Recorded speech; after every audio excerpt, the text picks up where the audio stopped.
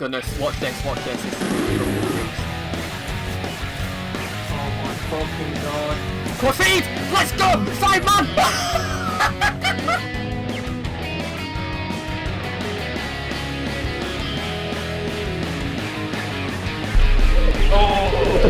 Hey guys, what is up, Mike? And this is a brand new video now. Last video was sort of like, like high kill Titanfall gameplay.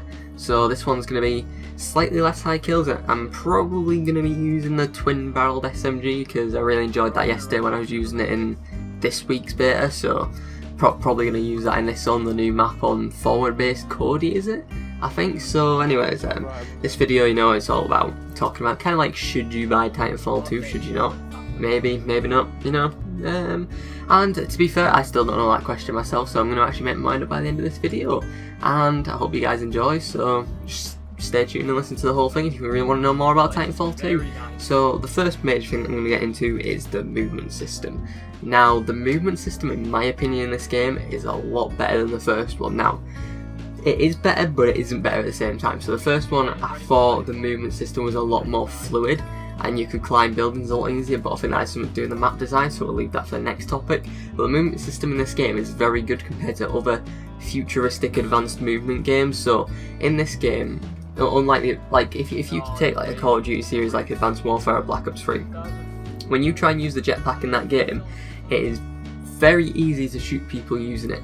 Whereas in this game, it really punishes you if you try to be offensive using the movement system. So if you try to shoot whilst using the movement system, that includes shooting whilst wall running, shooting whilst hanging on a wall, shooting whilst in midair, it really punishes you because your gun is really inaccurate.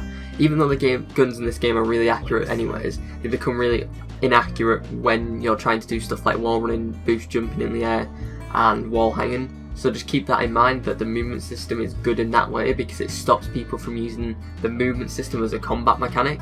So it really does improve on that aspect. Now, going on to what I just mentioned before with the map designs now. The map designs don't fit the movement mechanic, which I think is a massive problem for this game now. The map designs are a lot more like spaced out, the buildings aren't as close together as the first game, so you're not being able to get that chain-based movement system banging off the wall, being able to boost jump, because you boost jump, you have to go onto one wall, then onto the other, then onto the other to use it. You can't just use it all on the same wall, which really punishes you in this game because of how spaced out the buildings are. Now, getting onto that, I also think the grappling hook should be part of the movement system and not like a character ability that you have to put on, because it seems like the maps are built around the grappling hook quite a lot, and I think that is a massive flaw in the game. It kind of forces you to try and use that one. I can see why they do it, but it is very, very annoying, and I think they need to sort that out, to be honest with you. I don't even know how they're going to do it because the maps are already in the game. They're going to have to find out a way to either make the maps more busy or change the movement system slightly to make it fit the map design.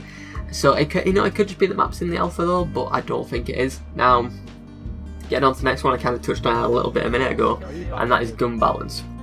Now, gun balance in this game is very good but bad. I don't know if that makes sense. It's like a lot of the guns are very melee, and then there is the very overpowered ones. It kind of reminds me of Modern Warfare 3, where every gun was viable, but the only real guns that you could really use were like the ACR, the MP7, maybe the PP90, and that was kind of like your three main ones.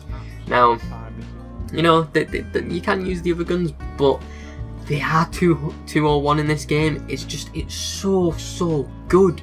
Like, I think it really does need nerfing. Like, now I know it's an assault rifle, it's meant to be good at medium range, which it really, really is, and it can get outfired by, I think it's the carbine at close range, the SMG, and the twin barreled SMG.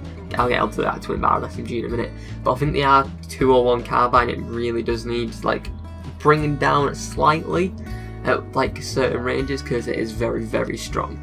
Now, getting onto the SMGs, I haven't really used that, but ARs and SMGs, but the SMGs, the twin barrel SMG, is very overpowered. Now, you do have to be accurate with it, but I can run around hip firing that gun literally across the map and kill people, so I think that needs tweaking a little bit. I think the hip fire on all guns needs tweaking, to be honest with you, since it is very, very accurate. There isn't much point unless you're going beyond mid-range to be aiming down your sights, because you can just hip fire that much.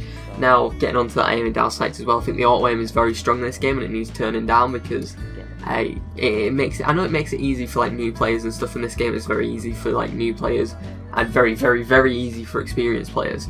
so you need to keep that in mind as well. But I think the auto aim needs turning down, and they need to find a way to make it like a skill gap, like find a skill gap where people have to improve, so it's not as easy.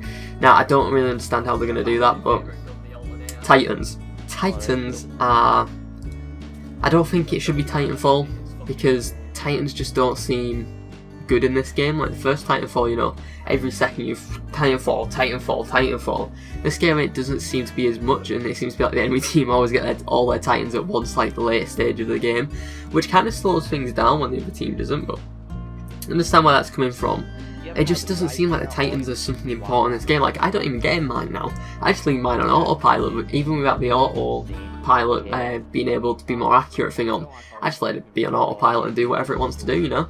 And that's not necessarily a bad thing, but it is a bad thing when your game is called Titanfall 2 and the whole premise is it is your pilot and Titan being one, and I don't think I get that vibe from the multiplayer, so Titans really need sorting out, I think. Spawns on multiplayer. Now, spawns, they remind me a lot of Modern Warfare 3. They remind me a lot of Modern Warfare 3 because, I know I'm using Call of Duty a lot in this, but it's kind of like the game that I can associate with a lot. Now, Modern Warfare 3, you know, was famous for its spawn traps. Now, this game is very, very easy to spawn trap. It is very hard to flip spawns, like COD 4 sort of hard to flip spawns. You know, you literally have to get your entire team in their base and beyond their base to be able to flip these spawns. So it's very hard to flip the spawns, and it's very easy to get them in spawn traps. Now, I don't know if every player has that knowledge. Like, I think that could be part of, like, the one skill gap thing that there is there, but people are starting to learn it, and people are starting to learn to just sit on the enemy flag because they still spawn there. And yeah, I think that probably needs tweaking a little bit because I think it's too much. Now, getting into the overall, like, would I buy this game? Should you buy it? I'm not gonna lie, I don't think I'm gonna buy the full game. That is my honest opinion. I'm not gonna buy the full game of Titanfall 2, or at least at release when it's full price, because I'm gonna go off what I learned from the first game, and I'm only gonna enjoy it for the beta and alpha. To be fruitfully honest, I really am just going to enjoy this alpha, and it was the same with the other Titanfall game, and the game kind of just wore on, and then I didn't really like it after that. So it's a bit of a bummer, but I really don't think I'm going to buy it unless something at release like really goes, oh yes, I'm going to buy that. Now, should you buy it? I think you should make up your own opinion from the information I gave you in the time that you spent playing this open tech test, but I think you should give it a go. But maybe wait until the price drops, because I don't think it's worth the price in its current state. And then again, it is a pre-alpha game, so it's kind of taking that risk on the pre-alpha. You know, if there's something after pre-alpha that gets shown that pulls my, like, just I go yes, I want that. Like, I will pre-order it, but at the moment I'm not going to. I think there's still a lot of improvements that need to be made on the game, and I think it really needs to get out of pre-alpha, considering it comes out in, I think, October. Anyways, guys, coming to the end of the video, thank you for watching. You know, like, subscribe, all that shenanigans, all the social media links and everything in the description below. If you did like the video, then, you know, all the normal stuff. I think I just said that, so I kind of repeat myself there, whoops.